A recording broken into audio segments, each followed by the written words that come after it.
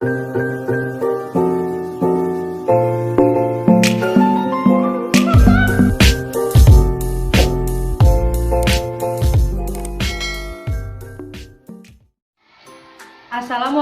warahmatullahi wabarakatuh. Perkenalkan, nama saya Putri Nina Novianti, mahasiswi semester 2 jurusan Terjemah Fakultas Adab dan Humaniora UIN Syarif Hidayatullah Jakarta. Dalam kesempatan ini, saya akan menerjemahkan cerita pendek yang berjudul Alice di Negeri Ajaib, versi bahasa Arab karya Abdullah Kabir. Kemudian saya terjemahkan versi bahasa Indonesia melalui metode penerjemahan kata demi kata untuk memenuhi ujian akhir semester mata kuliah teori dan masalah penerjemahan Arab Indonesia. Dalam video ini, saya akan dibantu oleh karakter animasi ini. Hai. Cerita ini menjelaskan tentang seorang gadis kecil yang baik berumur 12 tahun bernama Alice. Pada suatu saat dia pergi ke Wonderland, tempat di mana tidak seorang pun ada yang tahu. Semua orang hanya tahu kalau tempat itu jauh sekali. Segala sesuatu yang ada di dalamnya aneh dan tidak dapat dipercaya oleh akal. Alice adalah gadis yang cerdas, patuh, dan bekerja keras. Dia pergi ke sekolah dan memperhatikan semua yang gurunya katakan.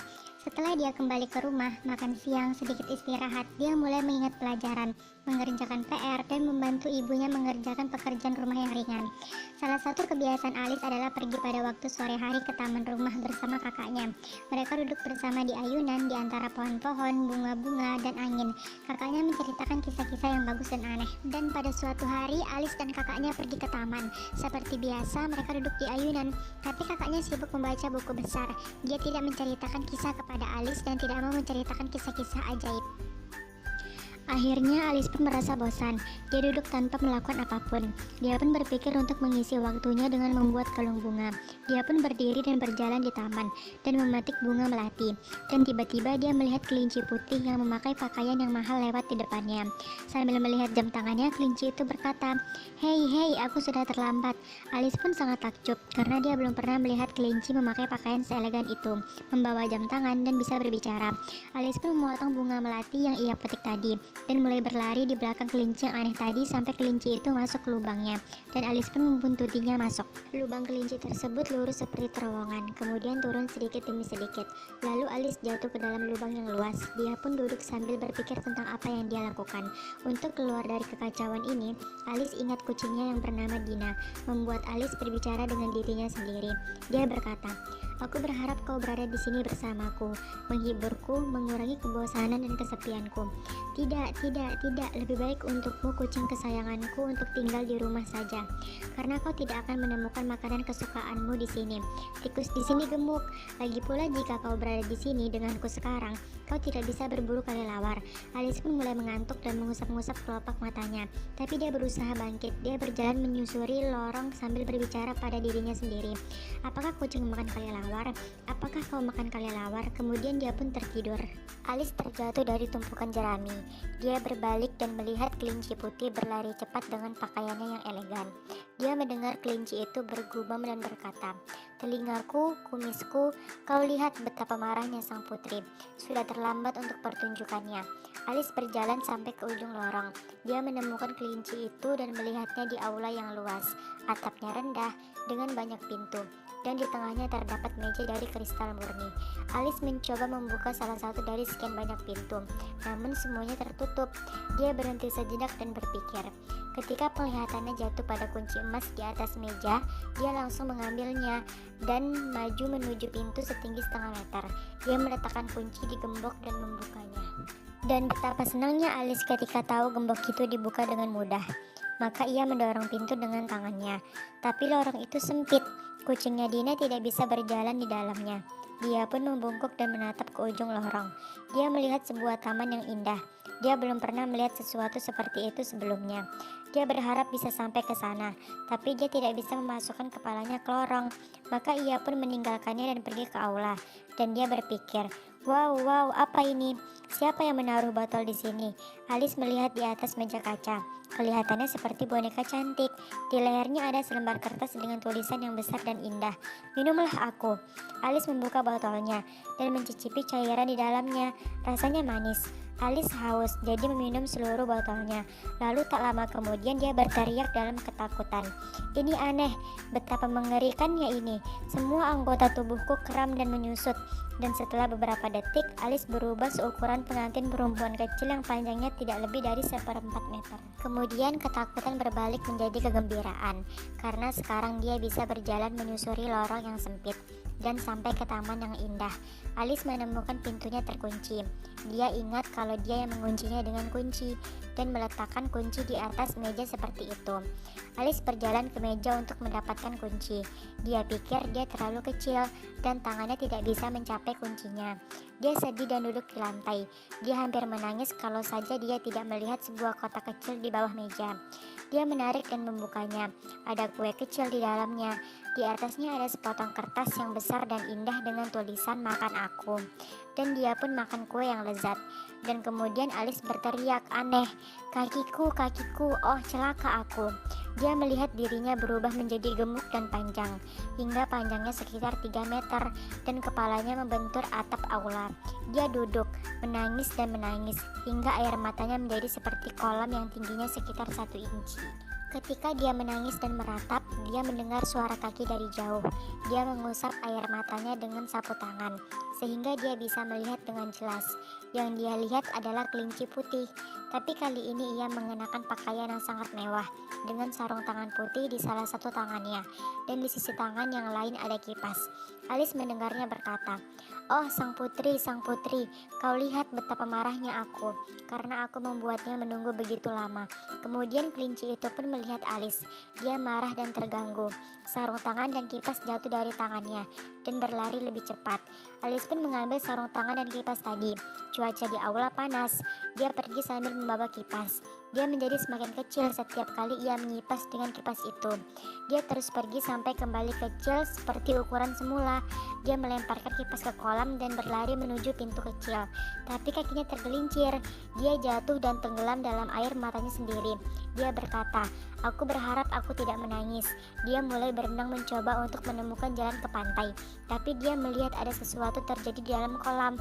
Dia melihat tikus yang tergelincir ke kolam. Alice membuat dirinya berenang di kolam air mata hingga dia mendekati tikus. Alice bertanya padanya, "Kau tahu jalan keluarnya?" Tikus itu lama menatapnya. Dia tidak menjawabnya, dan Alice pun berkata dengan dirinya sendiri, "Mungkin dia tidak mengerti bahasa yang aku bicarakan. Sebaiknya aku bicara dengan bahasa Perancis." Maka Alice berkata bahasa Perancis. "Di mana kucingku?" Namun tikus itu malah takut dan memberontak, dan membuatnya berenang dengan sekuat tenaganya sampai ia keluar dari air, dan dia masih ketakutan. Alice merasa dia telah membuat kesalahan. Dia memanggil tikus, mencoba untuk menenangkan dan menyenangkannya, dan berkata, "Jangan takut, aku lupa kau tidak suka kucing. Apakah kau suka anjing? Tetanggaku bernama Rose. Dia anjing kecil yang cantik, matanya lebar dan mengkilap, rambutnya sangat lembut, dan dia membunuh semua tikus yang dilihatnya." Kemudian Alice berteriak dengan suara sedih, "Oh Tuhan, lidahku salah lagi." Karena ucapannya itu, Alice melihat tikus itu gemetar ketakutan dan panik. Dia berjalan ke kiri dan kanan, memanjat dinding, mendarat dan jatuh. Dia menderita karena kepanikan. Kemudian Alice berkata padanya, "Tenang tikus sayang, jangan takut dan cemas, mendekatlah padaku, kembalilah padaku, kumohon, aku butuh bantuanmu. Aku tidak akan berbicara dengan kau tentang kucing dan anjing. Aku lupa kau takut padanya, dan kau tidak menyukainya. Kembalilah padaku sayang, silahkan." Tikus itu tergerak oleh perkataan Alice, dan dia menanggapi permintaannya. Dia mendekati kolam air mata dan berkata kepada Alice, "Datanglah ke pantai, aku akan memberitahumu mengapa aku benci kucing dan anjing." Alice pun berenang, tapi tiba-tiba kolam itu penuh dengan bermacam-macam makhluk. Di sebelah kanannya ada bebek, di sebelah kirinya ada burung beo, ada elang kecil, ada seekor burung yang lebih besar dari kalkun bernama Dodo, dan banyak makhluk lain yang menakjubkan. Alice berisyarat bahwa dia harus berenang di belakangnya dan mengapung di depan sampai mereka semua turun dari air. Ketika tubuh mereka kering, mereka duduk berdampingan. Mereka meminta tikus untuk menceritakan sebuah kisah. Maka Alice mengatakan, "Kau berjanji untuk menceritakan sejarah hidupmu. Kenapa kau benci kucing dan anjing?" Tikus itu berpaling padanya dan mengatakan betapa rakit dan bingungnya dia. Dia berkata, "Ceritanya panjang dan sedih juga." Alice pun menatap tikus itu dan berkata, "Tapi kenapa kau bilang itu menyedihkan?" Tikus itu kemudian menceritakan kisahnya. Dia teringat tentang ayah, ibu, dan saudaranya. Dan soal kucing kesayangannya Alice, Dina, Alice belum mendengar apa-apa dari cerita si tikus.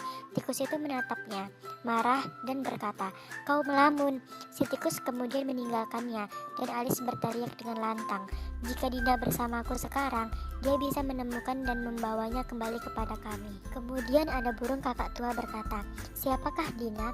Alice menjawab dengan cepat, "Dina adalah kucing kesayanganku. Dia seorang profesor berburu tikus dan ahli berburu burung." Perkataan Alice tentang kucingnya Dina membuat para pendengar takut dan membuat mereka saling bertanya-tanya. Burung-burung mulai menyelinap pergi satu persatu. Sisanya pergi dan mereka ketakutan. Alice pun sendirian. Dia sedih. Dia menangis dan merasa kesepian. Dia menangis sampai lelah. Dia kemudian mengusap air matanya dan melihat ke sekelilingnya. Wow, semuanya berubah. Kolam air mata hilang, meja permukaan kristal hilang, dan banyak pintu hilang. Seluruh aula yang luas hilang. Alice mendapati dirinya di tepi hutan yang lebat. Hal pertama yang dia pikirkan adalah kembali normal seperti semula. Alice berjalan sedikit ke dalam hutan. Dia berbalik dan melihat tanaman jamur di depannya. Ulat kupu-kupu raksasa ada di atasnya sambil merokok. Alice menatap dan berbicara dengannya, tapi ulat itu tidak melihatnya, juga tidak merespon. Dan setelah beberapa ulat itu melihat Alice dan berkata kepadanya dengan suara lambat seolah mengantuk, "Siapa kau?" Alice menjawab dengan malu, "Saya, sebenarnya aku tidak tahu siapa aku, Tuan." Kemudian ulat berkata dengan suara yang keras, "Apa maksudnya itu?" Alice berkata, "Saya takut untuk memberitahu kepadamu. Aku tak bisa menjelaskan diriku lebih dari yang kukatakan. Ukuran saya berubah lebih dari sekali sehari, dan itu membuat segalanya membingungkan saya. Ini tidak biasa, ini aneh untuk saya." Kemudian ketika percakapan kembali ke awal, Alice tahu bahwa ulat tadi berada dalam keadaan pikiran yang buruk. Dia menjauh darinya. Namun ulat itu memanggilnya dan berkata, "Kembalilah, aku punya sesuatu yang sangat penting untukmu." Alice memberanikan diri untuk kembali, dan ulat mengatakan kepadanya, "Aku ingin memberitahumu satu sisi yang membuatmu lebih pendek dan sisi lain yang membuatmu lebih tinggi." Alice bertanya padanya, "Satu sisi, sisi apa?" Si ulat menjawab, "Aku berbicara tentang tanaman ini, jamur. Satu sisi yang membuatmu lebih pendek, yang satunya membuatmu lebih tinggi." Alice untuk melihat jamur dan berbicara pada dirinya sendiri. Kau melihat sisi mana yang memperpanjang, dan yang satu itu membuat lebih pendek. Dan akhirnya Alice memotong setiap sisi bagian, dan dia mulai makan dari gigitan pertama, dan dari gigitan kedua, sampai kemudian dia kembali ke ukuran normal. Dia sangat gembira. Dia mulai berjalan di hutan, dan melihat sebuah rumah kecil, tidak lebih tinggi dari 1,5 meter, pintunya kurang dari 1,5 meter. Dia makan dari jamur yang ada di tangan kanannya, sampai panjangnya 1/4 meter. Dia berdiri di depan pintu berpikir tentang apa yang dia lakukan. Dia melihat seorang pelayan kembali dari tengah hutan dan berkata, "Itu seekor ikan, wajahnya seperti wajah ikan." Pelayan ikan itu mengetuk pintu kecil dan keluarlah pelayan dengan wajahnya seperti wajah katak. Dia menunjukkan sebuah surat dan berkata kepada katak, "Berikan kepada sang putri surat ini. Ini adalah undangan dari kerajaan ke pertandingan kriket." Si katak mengambil surat itu, dan kedua pelayan itu membungkuk sampai kepala mereka bertabrakan. Alice tertawa sangat keras ketika melihat pandangan ini, dan dia takut kalau para pelayan akan melihatnya atau mendengar ketawanya. Dia bersembunyi di balik pohon besar, dan beberapa saat kemudian dia melihat mereka dan melihat si ikan bersembunyi, dan katak berdiri di depan pintu sambil melihat langit dengan kebodohannya. Alice melangkah ke arahnya dengan tenang dan meminta untuk diizinkan masuk. Terdengar suara teriakan dari dalam rumah, dan bersin terus-menerus tanpa henti, dan tiba-tiba pintu terbuka. Piring raksasa menerobos di depan hidung katak. Dia menabrak salah satu pohon, dan hancur berkeping-keping. Alice mengambil kesempatan bahwa pintu terbuka, jadi dia masuk. Dia melihat dapur yang penuh dengan asap tebal.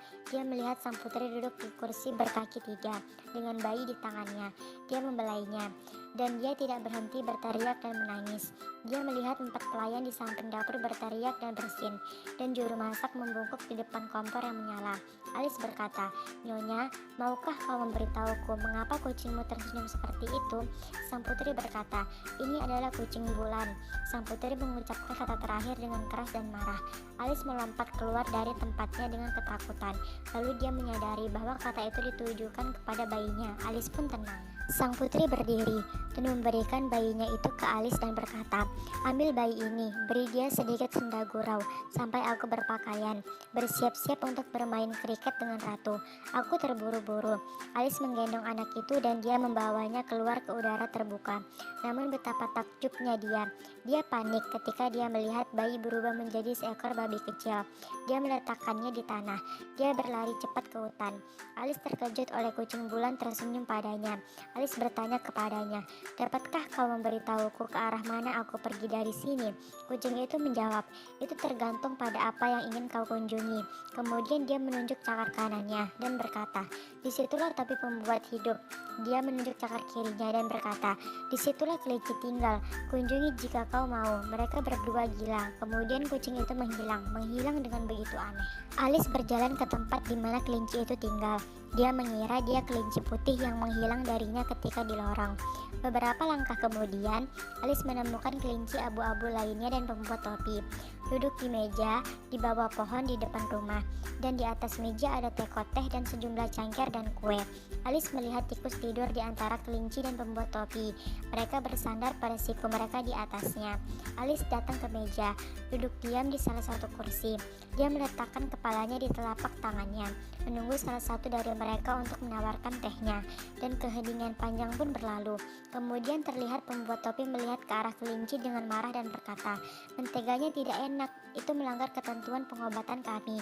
Kelinci itu berkata, "Tidak, ini salah satu mentega terbaik." Pembuat topi berkata, "Dia punya beberapa cetakan bocor, kau seharusnya tidak meletakkannya di sebelah pisau roti." Ada pertengkaran yang sengit di antara mereka berdua. Alice marah dan pergi. Pembuat topi dan kelinci tidak peduli dengan kemarahan dan kepergian Alice. Mereka tidak memanggilnya untuk kembali. Dan sementara Alice berjalan di hutan, dia melihat pohon yang sangat lebat. Di ujung akarnya ada pintu. Dia berjalan masuk. Dia melihat sebuah taman yang indah seperti yang dia lihat di belakang lorong yang sempit. Dan dia melihat bahwa di pintu masuk taman ada sebuah pohon mawar putih. Dan ketiga tukang kebun yang sibuk mengecat mawar merah putih. Dan pada saat itu sang ratu muncul di tengah-tengah rombongan serta anak-anak keluarga dan tamunya. Alice melihat kelinci putih mengenakan setelan jas dan lencana kehormatan. Di belakangnya ada seorang perwira yang membawa mahkota raja. Di atas bantal kecil dari warna bludo yang istimewa. Lalu datang Raja Kartu di antara menteri, komandan, dan orang-orang besar. Dan ketika prosesi itu mendekati Alice, ratu menatapnya dan bertanya padanya, "Siapa namamu, nak?" "Namaku Alice yang mulia." Alice berkata pada dirinya sendiri, "Wow, mereka semua kartu kertas dan aku tidak perlu takut pada mereka." Sang ratu bertanya padanya, "Apakah kau bermain kriket?" Alice menjawab, "Ya, yang mulia." Ratu menunjuk ke arahnya, berkata, "Kalau begitu ayo." Alice belum pernah melihat permainan kriket yang aneh selama hidupnya. Alice sangat sulit mengontrol angsa yang sedang dia mainkan. Setiap kali dia menangkapnya dan menempatkan leher panjang di bawah lengannya untuk memukul bola, angsa memutar tubuhnya dan menjauh dari Alice. Ratu tidak pernah berhenti berteriak kepada pemain, dan siapa yang melanggar perintahnya akan dipotong kepalanya. Sampai setengah jam kemudian, semua pemain dihukum mati kecuali Raja, Ratu, dan Alice. Sang ratu bertanya kepada Alice, "Pernahkah kau melihat kura-kura sedih?" Alice menjawab, "Aku tidak tahu apa-apa tentang kura-kura sedih. Aku belum pernah mendengarnya." Ratu berkata, "Kalau begitu pergilah. Kura-kura akan menceritakan kisahnya." Mereka berjalan bersama. Dalam perjalanan, mereka melihat burung beo berbaring di bawah sinar matahari. Ratu berteriak, "Bangun pemalas, bangun dan pergilah dengan gadis kecil ini ke kura-kura yang sedih untuk menceritakan kisahnya. Aku akan kembali melaksanakan hukuman mati yang telah diperintahkan untukku." Kemudian burung beo duduk. Dia menggaruk matanya. Dia terus mengawasi sang ratu sampai dia menghilang. Dia tertawa dan berkata, "Sungguh hal yang lucu." Alice bertanya, "Apa yang lucu?" Dia menjawab, "Dia, itu hanya imajinasinya. Mereka tak pernah menghukum siapapun." Alice dan burung beo berjalan sampai mereka menemukan kura-kura yang sedih. Dia duduk di atas batu, dan ketika mereka menghampirinya, Alice menarik nafas panjang, seolah hatinya hancur. Alice bertanya kepada burung beo, "Rahasia apa di balik kesedihannya?" Burung beo menjawab, "Ini adalah imajinasinya. Tidak ada alasan baginya untuk bersedih." Dan ketika mereka berdua berdiri di depan kura-kura, si kura-kura menatap mereka dengan air mata. Dan tanpa berbicara, burung beo berkata kepadanya, "Gadis kecil ini ingin tahu kisah hidupmu." Kura-kura itu berkata dengan suara sedih, Ketika kita masih kecil, kami akan pergi ke sekolah di laut. Sekolah mengajarkan kita untuk membaca, menulis, dan menghitung. Guru sekolah adalah ikan tua. Dia datang seminggu sekali, mengajarkan kita untuk menggambar dan membuat garis. Adapun burung beo ini pergi ke guru musik untuk belajar tertawa dan menangis. Dan saat itu burung beo mengatakan, berhenti bicara tentang pelajaran. Ketika dia hendak mengatakan sesuatu yang lain, terdengar suara rantang dari kejauhan. Sidang akan dimulai. Burung beo memegang tangan Alice dan berkata, mari kita pergi. Dan ketika mereka tiba di ruang sidang, mereka menemukan raja dan ratu duduk di atas takhta. Dan di sekeliling mereka ada kerumunan jenis burung dan hewan kecil, kartu kertas dan kartu kertas diikat. Di sampingnya ada dua prajurit yang menjaganya. Dan mereka melihat kelinci putih berdiri di samping raja. Dia membawa tanduk di tangan kanannya. Dan di sebelah kirinya ada selembar kertas yang dibungkus. Di tengah aula ada meja dengan kue besar di atasnya, bentuk yang indah, sampai membuat Alice merasa sangat lapar ketika dia melihatnya. Hakim adalah raja sendiri. Dia mengenakan wig putih di bawah mahkotanya. Di sebelah kanan dan kirinya para juri duduk. Mereka adalah 12 dari burung dan hewan-hewan. Kelinci putih meniup trompet 3 kali. Kemudian dia membentangkan kertas yang dibungkus dan mulai membaca. Ratu Kartu membuat kue. Pada hari musim panas, para terdakwa tertuduh mencuri kue dan membawanya pergi dan menyembunyikannya. Raja berkata kepada juri, pikirkan baik-baik sebelum menghukum terdakwa. Kelinci putih itu mengatakan dengan cepat, ada banyak hal sebelum penghakiman. Dan raja berkata, panggil saksi pertama. Pembuat topi masuk. Di salah satu tangannya ada secangkir teh. Dia punya sepotong kue di tangan yang lain. Dia berkata, permisi yang mulia, untuk menghadiri hal ini aku belum selesai minum teh ketika mereka memanggilku. Pada saat itu ratu mengenakan kacamata. Dia menatap para saksi yang tubuhnya berwarna kuning. Tubuhnya gemetar dan raja berkata kepadanya, katakan apa yang kau tahu dan jangan gugup atau aku akan memerintahkan untuk mengeksekusimu. Tapi saksi terus gemetar dan dia berjalan ke depan. Karena ketakutan pada ratu, dia makan sepotong cangkir teh sebagai ganti dari kue. Pada saat itu Alice merasakan sesuatu yang aneh. Dia mengatakan, tikus yang duduk di sampingnya, jangan dorong aku hampir tak bisa bernapas. Dia berkata kepadanya, ini adalah sesuatu di luar kendaliku. Selama waktu berjalan, ratu tidak pernah memandang pembuat topi. Dia semakin ketakutan. Dia mulai berkata dengan suara yang gemetar, aku orang miskin yang mulia. Dan kelinci abu-abu berkata kepadaku. Kelinci abu-abu menyelanya, aku tidak mengatakan apa-apa. Dan raja berkata, dia menyangkal, biarkan masalah ini sesuai berlanjut. Pembuat topi berkata, baik yang mulia. Ngomong-ngomong, tikus itu berkata padaku, dia melihat tikus untuk melihat apa yang dia lakukan. Tapi tikus tidak mendengar apa-apa karena dia tertidur. Salah seorang juri bertanya kepada saksi, apa yang dikatakan tikus itu? Pembuat topi itu menjawab, aku tidak ingat apapun sekarang. Raja berkata, kau harus ingat atau aku akan menghukummu mati. Saksi miskin melemparkan secangkir teh dan kue. Dia berlutut dan berkata, aku orang sengsara yang mulia. Raja berkata, jika hanya hal itu yang kau tahu, sebaiknya kau pergi. Seketika dia berlari keluar dengan sangat cepat dan ratu berkata, potong kepalanya, tapi dia bersembunyi. Raja berkata, panggil saksi kedua. Datanglah juru masak sang putri. Dia membawa kotak lada, membuat para tamu mulai bersin terus-menerus. Raja bertanya padanya, kue itu terbuat dari apa? Dia berkata, biasanya dari lada. Si tukang tidur berkata, dari remah-remah. Ratu berteriak, amankan tikus itu, potong kepalanya, pukul dia, cubit dia, lepaskan kumisnya. Sementara itu si juru masak pergi. Raja berkata, tidak masalah, panggil saksi berikutnya. Kelinci putih membentangkan kertas yang dilipat. Untuk mengingat nama saksi ketiga, Alice sangat heran ketika kelinci putih membaca dengan suara yang keras. Alice! Alice berteriak, ya saya di sini.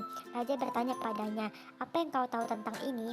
Dia menjawab, tidak ada. Raja berkata, tidak ada sama sekali. Dia berkata, tidak ada sama sekali. Raja tidak menulis apa-apa dalam kertas di depannya. Kemudian dia menatap Alice dan berkata, pasal 42 undang-undang menyatakan bahwa mereka lebih dari 1 mil panjangnya akan diusir dari kerajaan. Semua orang melihat Alice. Dia berkata, tinggiku tidak 1 mil. Ratu berkata, ini sudah hampir 2 mil. Alice berkata, aku tidak akan meninggalkan kerajaan. Wajah raja menguning. Dia memandang juri dan dia mengatakan kepada mereka dengan suara gemetar, pikirkan keputusan kalian. Ratu berkata, tidak, laksanakan eksekusi pertama, kemudian keputusan akan dibuat. Alice berkata, Konyol, bodoh, hanya penguasa bodoh yang melakukannya sebelum diputuskan. Wajah Ratu menjadi merah dan berkata, potong kepalanya. Tapi tak satu pun dari perwira dan prajurit bergerak, karena Alis tertidur dan kembali ke wujud normal. Dia berkata, siapa kalian? Kalian adalah sekelompok kartu. Aku merobek kalian semua terpisah dengan tanganku sendiri. Kartu-kartu berterbangan di udara. Mereka melakukan serangan terhadap Alis. Alis berteriak dengan marah dan takut. Dia mencoba untuk memegang kertas dan merobeknya, tapi dia melihat dirinya berbaring di ayunan, dan kakaknya menyingkirkan beberapa daun pohon yang jatuh di wajahnya. Kakaknya berkata, bangun Alis, kau tidur lama.